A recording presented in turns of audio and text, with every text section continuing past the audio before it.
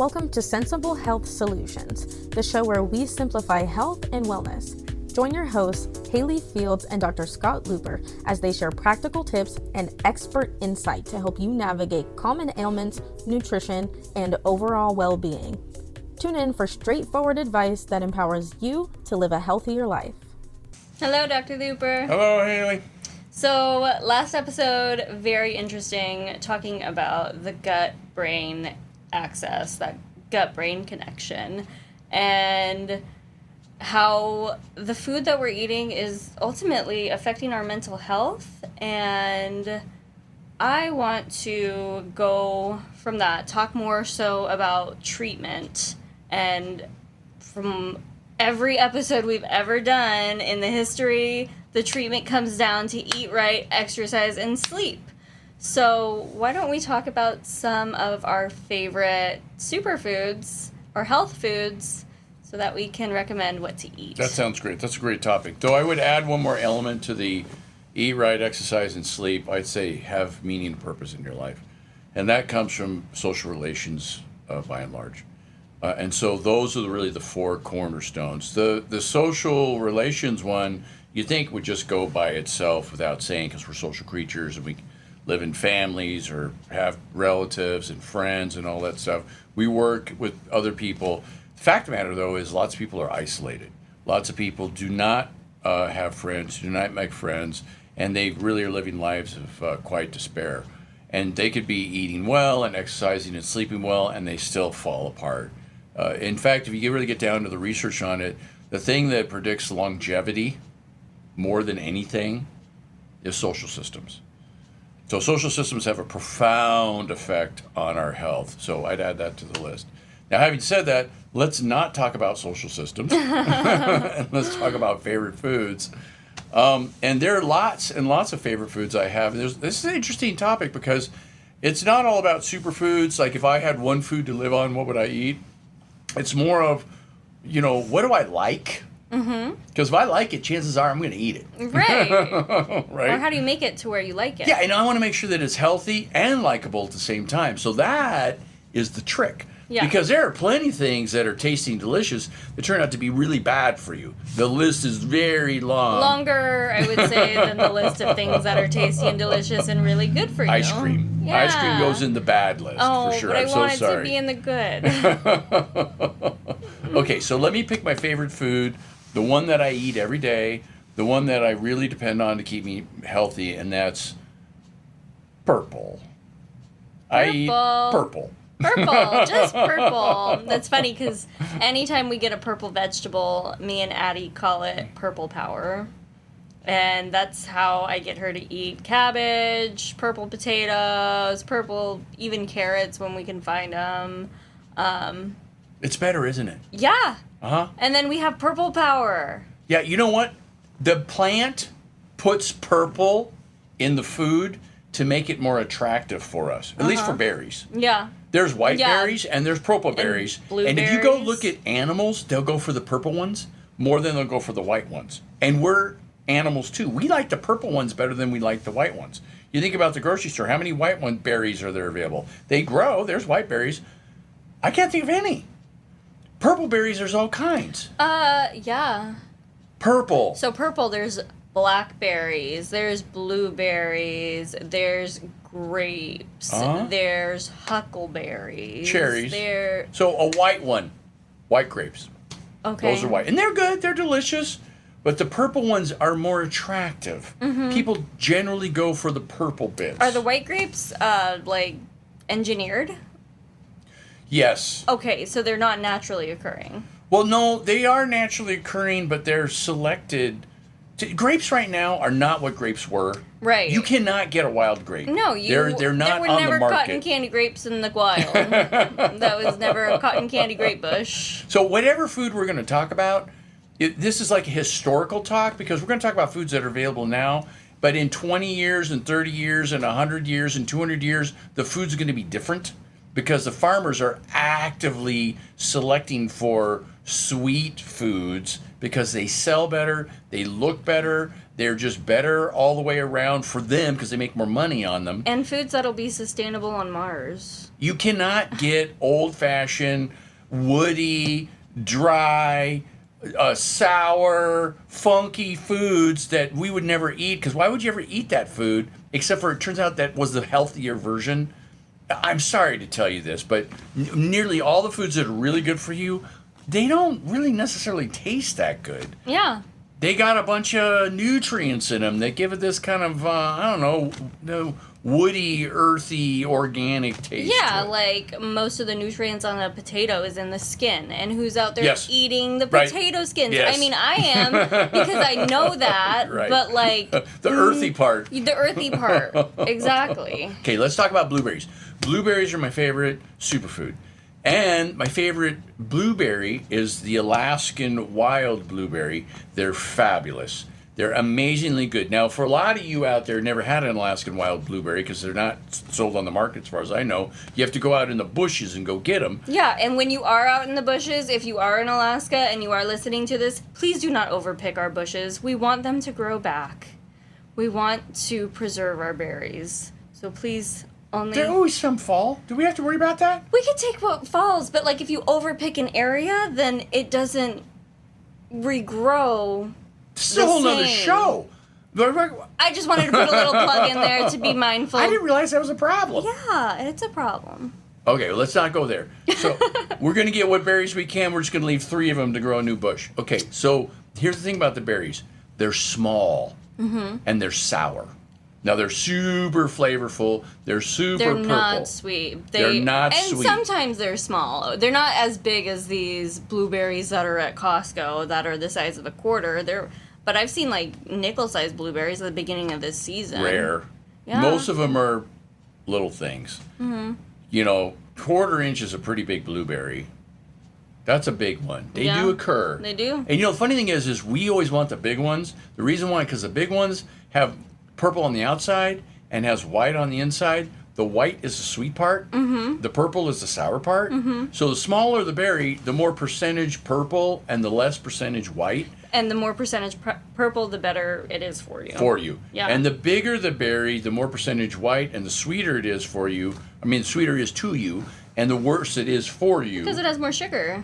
More sugar. Yeah. That's exactly what it is. So I went to Costco on Saturday and I saw blueberries, a whole container of them, a whole pint of them, that were as big as grapes. Yeah. I could not believe how big they Insane, were. right? It wasn't 1 or 2 that were that big. It was the whole thing that was that big. The farmers have yet again taken blueberry technology to the next Yeah. level, and they've lowered the amount of purple and they've And they've increased the amount lowered of white. the amount of nutrients. And so they're sweeter and better. No. But the thing is, the regular person, we're programmed to look for the big sweet ones because that's in nature what we do, right? Yeah, and it tastes good. We put a big Yep. blueberry in our mouth and it's yummy. Yep.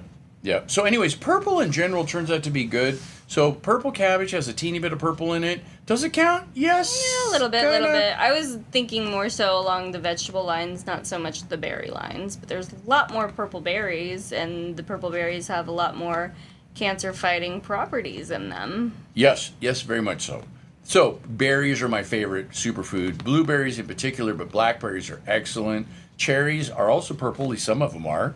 Those are excellent as well. That shade, right? Like the red, would that still contain the anthocyanins? Yes. Yeah. But the purple berries I'm thinking of are Bing berries, and those are dark purple. Okay. Those are the best ones. If they're purple, they're better for you. Okay, we're doing a show on food, our favorite foods, because I'm tempted to go into this whole lecture about why purple is better for you. Let me just say it is. It acts as an antioxidant. It helps create the healthy bacteria in your gut and regulate the gut environment for them. It's an anti-cancer. It just your body tends to run better. Your liver tends to run better. Your hormone regulation is better. You're better have in a more zillion different energy. ways. Better in a zillion ways. Yeah. Less Alzheimer's. I mean, we can go on the list, long list of diseases that you're going to either not get or get a lighter version of based on eating purple. So purple turns out to be a super, super good thing to eat. And that's why What we about like drinking it? Drinking's fine too. Yeah, you can drink it. So we could drink purple? So like people who partake in wine? Yes. Yes, the answer is yes. Wine turns out to have purple. Purple's a great thing. Okay, for those of us who don't drink wine, what about like cherry juice or pomegranate juice or... Yes and no. The juices are too sweet because you take the pulp out and you take the juice of it and you concentrate it, so it's more sweet than our body really it should be getting. So the easy solution to that one is dilute it. Yeah. So do a quarter juice, 3/4 water, and then you can drink it with impunity because it's diluted. And the sugar's not as concentrated. It doesn't push your blood sugars up. It still will push your blood sugars up, but it doesn't go up as much. So purple tends to be better as a juice than apple juice. Apple juice is yellow or golden, and it turns out to be super sweet. And so you push your blood sugars up a lot. I mean, apple juice is basically Pepsi with a little more nutrients in it. Orange juice, the same story. I don't know if it has not much nutrients. I mean, it'll push. It's got more nutrients. I kid you not, because it comes from an apple. But it's got.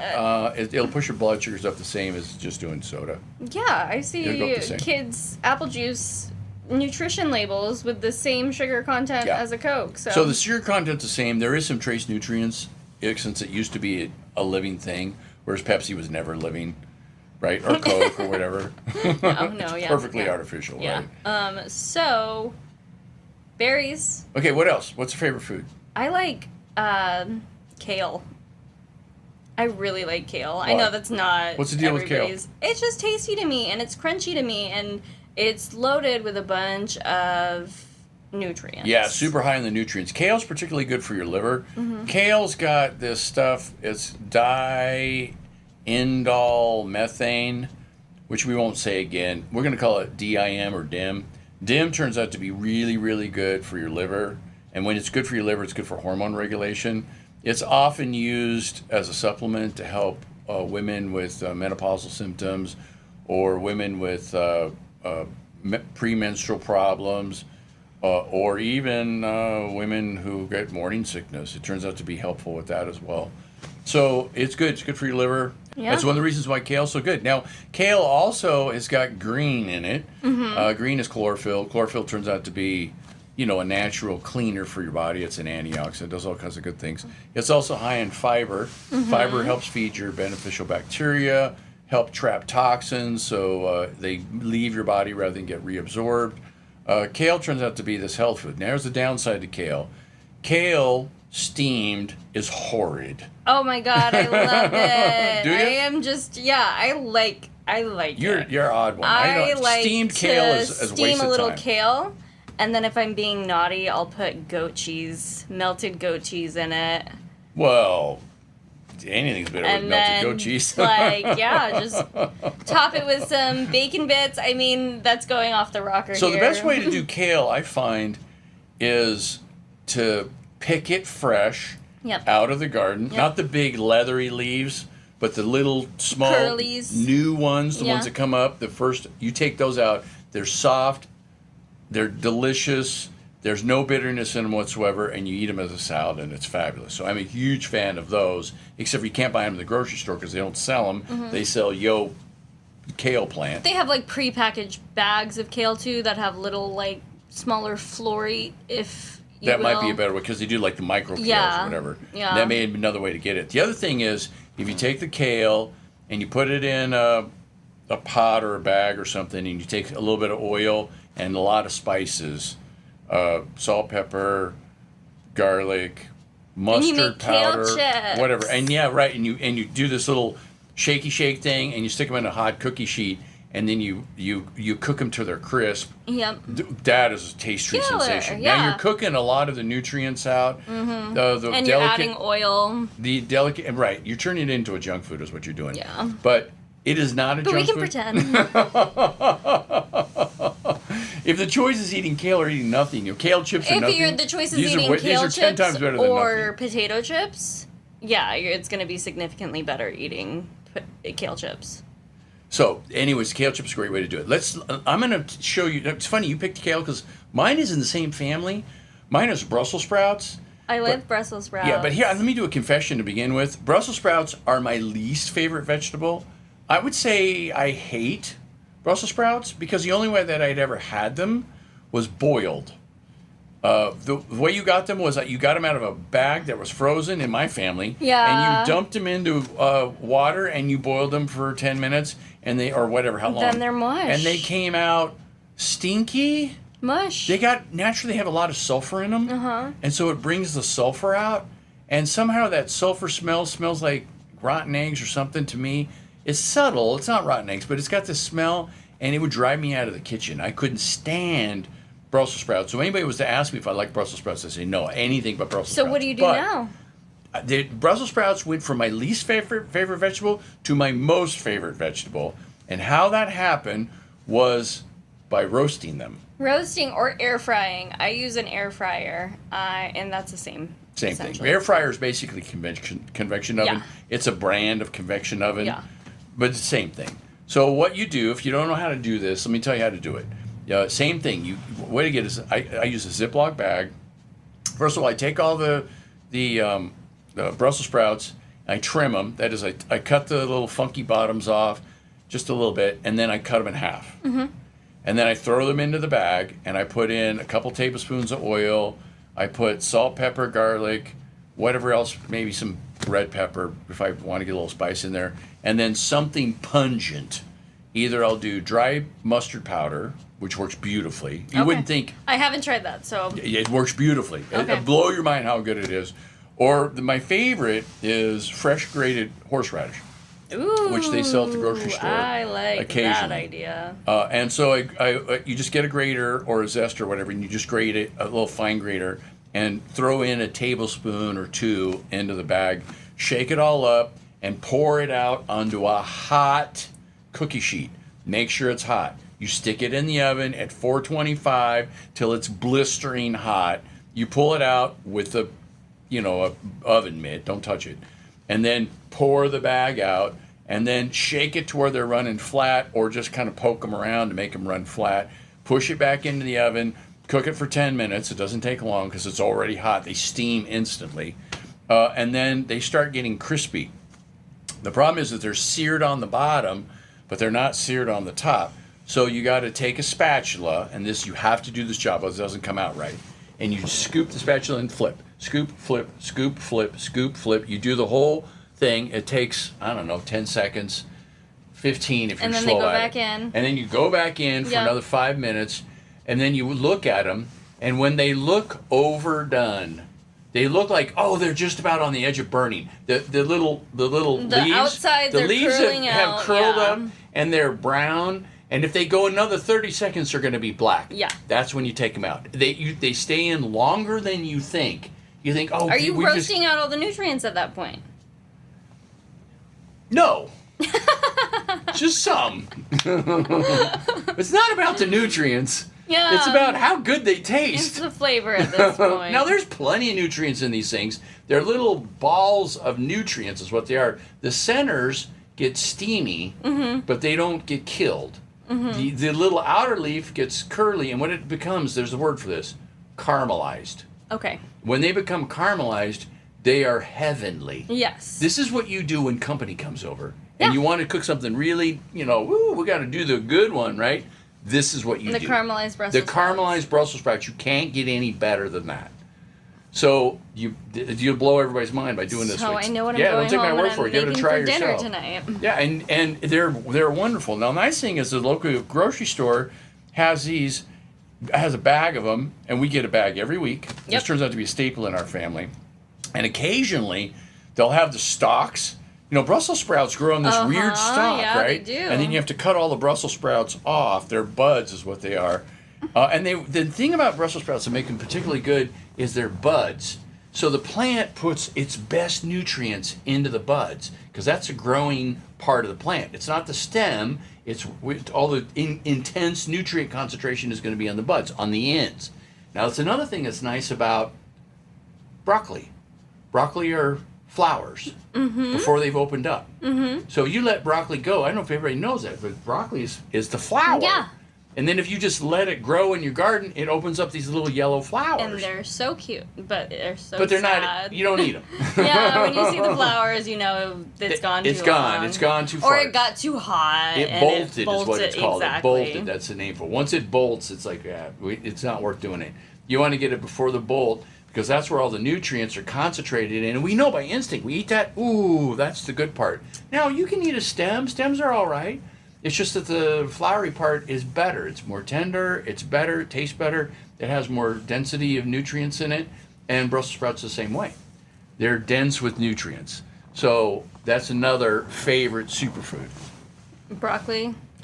Yeah, okay, let me do the next one, even though I'm going out of turn. I'm going to do a weird one that you would never think in a million years that I would pick, and that's bread. Now, we bad talk bread every time on the show. We bad talk carbohydrates all day. What are you talking about? Yeah, well, how can I pick bread as a favorite food? Now, let me explain. I went to Spain in June, and I ate bread every day while I was there. It was a health food. They eat, in Catalonia, they eat this bread that's like day-old bread. It's stale. They smear garlic on it. They take a garlic clove and just really scrub it on it. Okay, so that's what makes it healthy, is and garlic. Then crush some tomatoes and throw it on top. You think it would make this tomato good because it's fresh tomatoes. And somehow or other, the combination is absolutely fabulous. And I wondered, why didn't I get fat eating bread? Why didn't I get sick eating bread? I can't eat bread. Bread's bad food. I can't live on bread. And when I came home, I quit eating bread because I can't eat American bread. It was something about Did Christy eat bread? No. Okay. It's something about the Spanish bread. And the thing is that they have a different strain of wheat. And the real problem, as far as I could tell, is that the wheat strains in America are more advanced. They have a higher production. They get more bushels per acre. And what the farmers have done is they've created this Frankenstein wheat that grows incredibly plump, incredibly, abundant, and incredibly difficult to digest. So it's the same story that we told before, which is ease of digestion. Okay. If you can digest the bread all the way, it turns out it's full of all kinds of good things. Mm-hmm. Also, you need the bran to go in it. So this bread won't last. Right. You can't eat it after it's 2 days old. 1 day it's good, second day it's good, third day it's bad. Yeah. Because it molds and becomes unedible. Huh. So there it is. It's so nutrient dense, it spoils. Now, when is the last time you bought a loaf of bread? I mean, my boy eats bread. Yeah, they last about a week and a half for me. Which is freakishly long for Yeah. how long it should last.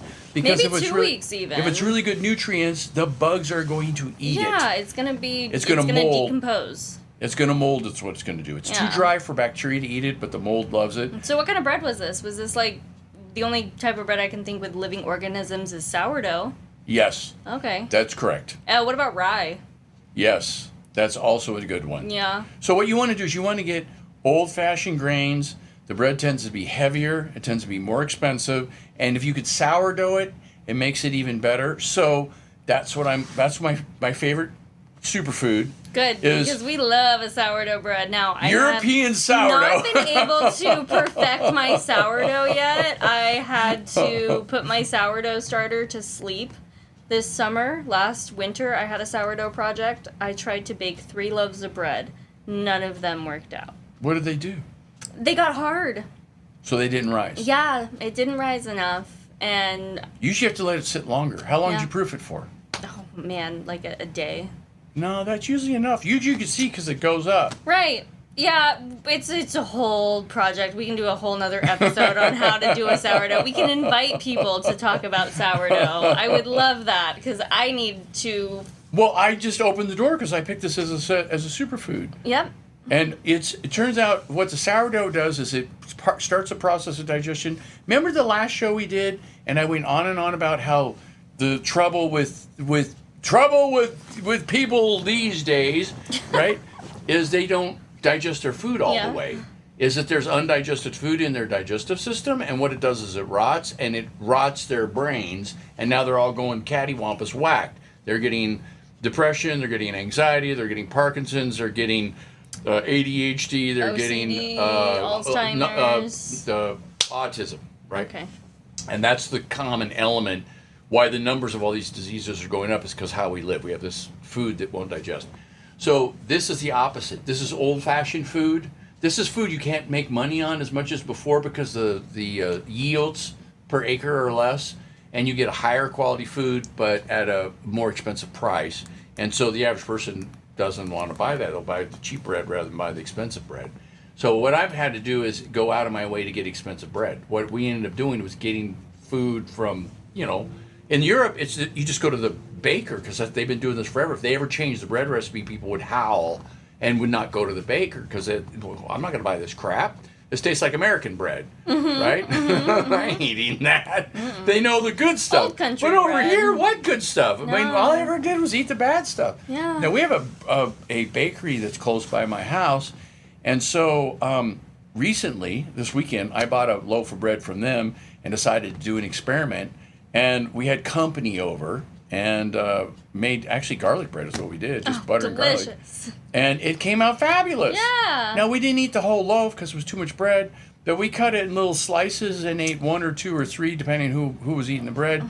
And everybody did great. Nobody overate. It turned out to be a great food. It was fabulous. It was a great addition to the dinner that we had, and it was digestible. So the bread that we used to buy in the family were like the baguettes at the store, and they were $1.49, and they were bigger. They weren't these little skinny baguettes. And now I bought a baguette the other day, and it was so narrow, and it was $3.49.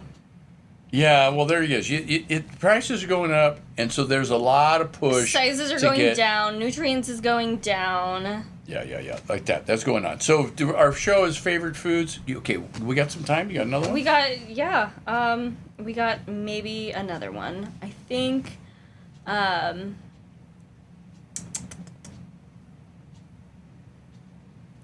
Okay, so you want me to pick another one? Yeah, pick another one. I like kale. I like broccoli. I like berries. I think we went through. No. I got one. Bananas. I got one. Without a doubt. Is that a superfood? 100%. This one is fabulous. Absolutely fabulous. Oh, I know. What? Well, maybe some mushrooms? No, mushrooms are good too. I like mushrooms. They're not my favorite because the mushrooms are great. I eat mushrooms every day. Yeah, mushrooms are a staple lot for of me for sure. Different things. No, it's beets. Beets. Now, beets are weird because when I was a kid, the only beet that I ever got exposed to was pickled beets that come out of a jar. I love pickled beets. I love or they pickled come out beets of a so can. much. And I is that hated them. good? Are those They're healthy? sour. They're horrible. Are no, they? No, they're healthy. Yes, they are. Do they have nutrients in them? Yes, Because they do. Taste Yes, they do, like in they're fact. pickled and the sugar content is high. No, the sour content's high. They're actually pickled in a brine, is what they are. Beets are turned into pickles. Pickled beets are pickles made out of Like beets. the little slivers that you see at a salad bar. Uh-huh. Those are pickled? Those are pickled. Those are so sweet to me. They might not be pickled beets then, because pickled beets taste like pickles. That was all I ever had. See, we live in different worlds. I was born in the 60s, so I grew up with 60s food, and pickled beets was the only beet that ever came across my world. Now, it turns out I was maybe in my, late 30s, the first time I had actually eaten a beet, that, somebody cooked a beet.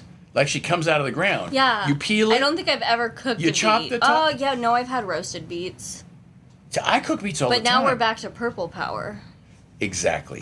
Bingo. We're back to our first superfood. We're going to end on the same story, which is beets are just chock-a-block, solid, full of purple. Now, not all beets are purple. You can get, what are they called? There's another. Turnips? No, there's another name for these beets. Golden. That's what they're called. Golden beets. And the golden beets are sweeter, and they make fabulous food. They stir fry beautifully. They make soup beautifully. They're really, really, really good. But I go out of my way to go for the purple ones because I like the purple. And so what I ended up doing is I was scrounging through the grocery store, trying to find the best produce I can, trying stuff, buying it, trying all the different kinds of things, parsnips and rutabagas and turnips and carrots, of course, and every vegetable they have in the grocery store if it looks good. If it looks wilty, I won't buy it. But if it looks good, I'll buy it. Asparagus I used, peppers I used. They had some Anaheim peppers.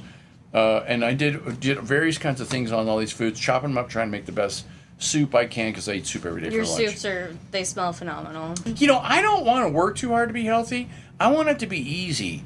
I want it to be where I just eat food that I like and that it's what I have. So if I'm having to work too hard to be good, it's too much. I don't have that much willpower. I can't keep it up all the time. It's just we hard. gotta have enjoyment in some things. So I make this concoction.